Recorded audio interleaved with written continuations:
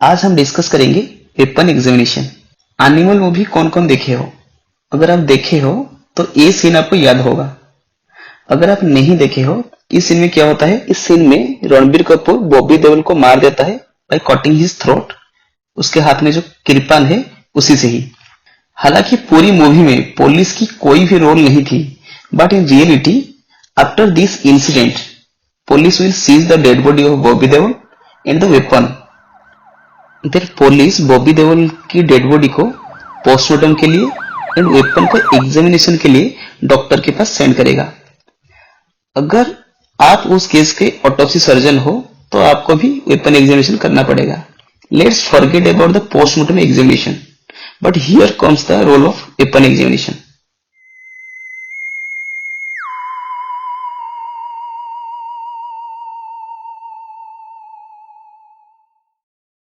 Weapon examination के लिए police को एक रिक्वेशन सबमिट करनी होती है। उसी रिक्वेशन के बेसिस में आप एग्जामिनेशन कर सकते हो। ये एक पुलिस रिक्वेशन का फॉर्मेट है जिसमें लिखा है to the professor and HOD department of FMT. Reference में उस पुलिस स्टेशन का नाम लिखा है, केस नंबर 131 यहाँ पर लिखा है, लेकिन वो वेरी करता है।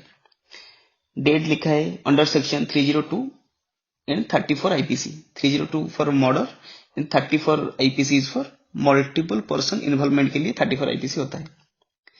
सब्जेक्ट में क्या लिखा है? Query regarding possibility of injury by the weapon of offence that is the iron knife. वो पुलिस क्वेरी के लिए हमें पूछ रहा है। उसके बाद वो एप्लीकेशन लिखेगा। इस स्लाइड में देखो, please open the following points for the purpose of investigation whether the injury as per post-mortem examination report can be caused by the seized weapon of offense or not। ये पहला query है।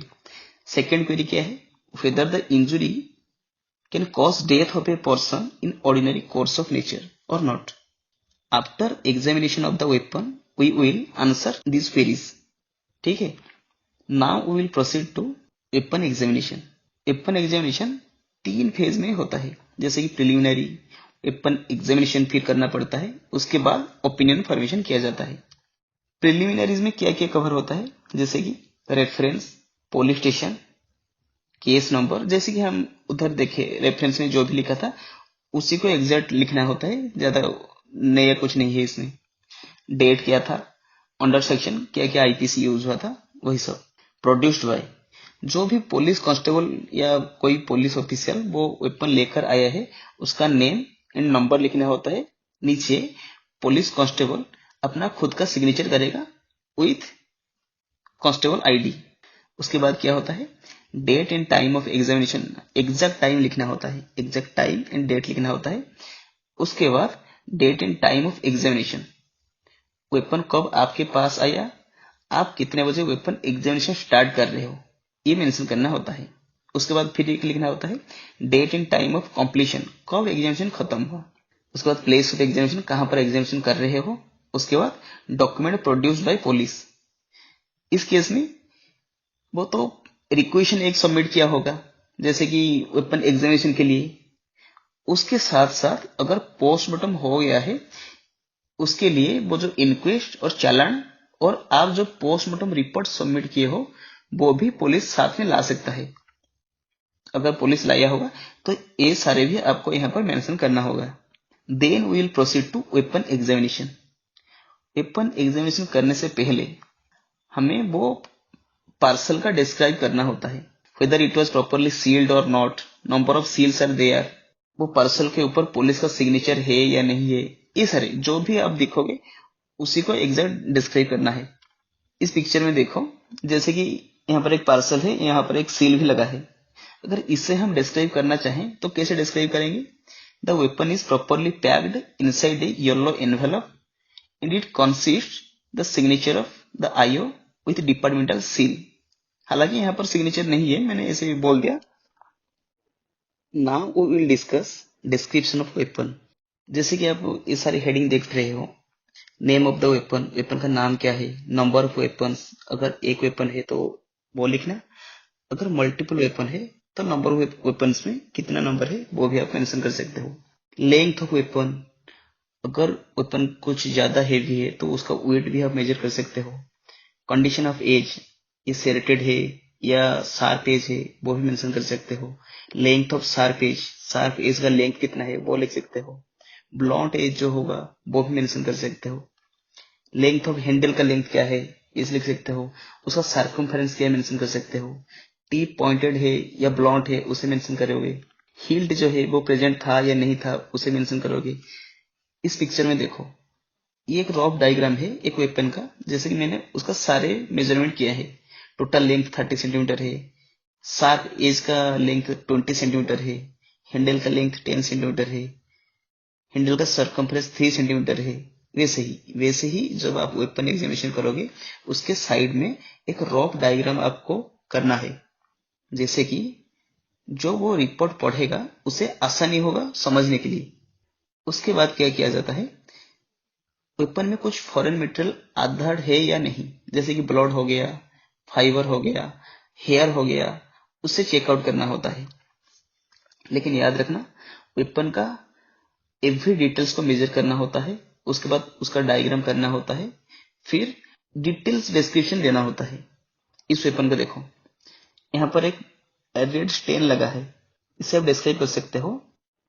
There is a red stain adhered to the sharp edge which is 2 cm below the tip of knife. The length of that stain is 3 cm into 1 cm. ऐसे ही describe कर सकते हो। उसके बाद हम ओपिनियन पे आते हैं। After completing a thorough examination of the weapon, the doctor must give opinion on whether the given injuries could have been produced by this said weapon or not. और जो भी क्वेश्चन हमें पूछा गया था पुलिस के द्वारा उसका हम आंसर दे सकते हैं। जैसे कि क्वेश्चन क्या था, whether the injury as per post-mortem examination report can be caused by the seized weapon of offense or not. उस केस में क्या था, बॉबी देओल का कॉट थ्रोट हुआ था। अगर हमारे पास एक वेपन ऑफ ऑफेंस क्या है, एक नाइफ है, तो कॉट थ्रोट पॉसिबल है। तो यहाँ पर हम लिखेंगे yes the injury as per post-mortem examination report can be possible by the seized weapon, in this case that is a metallic knife. अब आते हैं सेकेंड पॉइंट पर, whether the injury can cause death of a person in ordinary course of nature or not. Yes, the injury can cause death of a person in ordinary course of nature.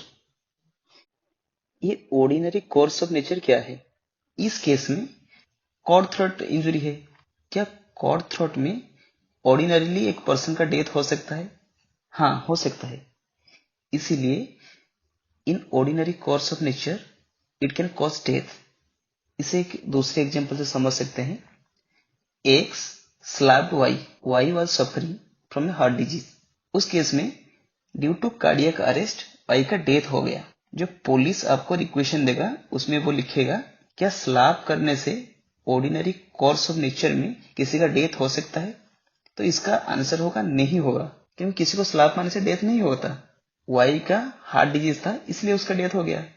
Opinion में आप ये भी लिख सकते हो, ये जो cord throat वाला इंजरी था वो शार्प वेपन से हुआ है, लेकिन ड्यूरिंग दैट फाइट बहुत मुक्के भी पड़े थे बॉबी देओल को, वो सब शार्प वेपन से नहीं हुआ था। आप ये मेंशन कर सकते हो इंजरी नंबर 1 और 2 could have been produced by the knife and injury number 3, 4 whatever could have been produced by hardened blunt force impact. उसके बाद आपको आपका नाम लिखना है, आपका डेजिग्नेशन, आपका रजिस्ट्रेशन नंबर लिखना है और नाम के ऊपर आपको साइन करना है। ये तो हो गया वेपन एग्जामिनेशन। वेपन एग्जामिनेशन होने के बाद क्या करना है, फिर आपको वेपन एग्जामिनेशन खत्म हो गया, उसके बाद वेपन के ऊपर आपको सिग्नेचर करना है। क्यों करना है? क्योंकि बाद में जब वो वेपन कोर्ट में ट्रायल होगा तब आपको वो वेपन को रिकॉग्नाइज करने के लिए बोला जाएगा। अगर आपका साइन होगा वहां पर तो आपको याद रहेगा, हाँ यही वेपन था, मैंने एग्जामिनेशन किया था और यहाँ पर मैं साइन किया हूँ। अगर आप सिग्नेचर नहीं करोगे तो बाद में आप पहचान नहीं पाओगे ये वेपन आपने एग्जामिनेशन किया था या नहीं। देन जैसे वो वेपन आपके पास आया था, पुलिस उसको सील करके पैक करके लेकर आया था, वैसे ही आपको फिर से उसे रीसील करना है। उसके ऊपर आपको आपका नाम, डेजिग्नेशन ये सब लिखना है। उसके बाद आपका सील वहां पर लगेगा, देन आपको हैंड ओवर करना है। जैसे कि मैंने बताया था पिछले लेक्चर में how to write injury report, उसमें जैसे मैंने बताया था दोनों कॉपीज में लिखना होता है, एक ओरिजिनल कॉपी एक कार्बन कॉपी।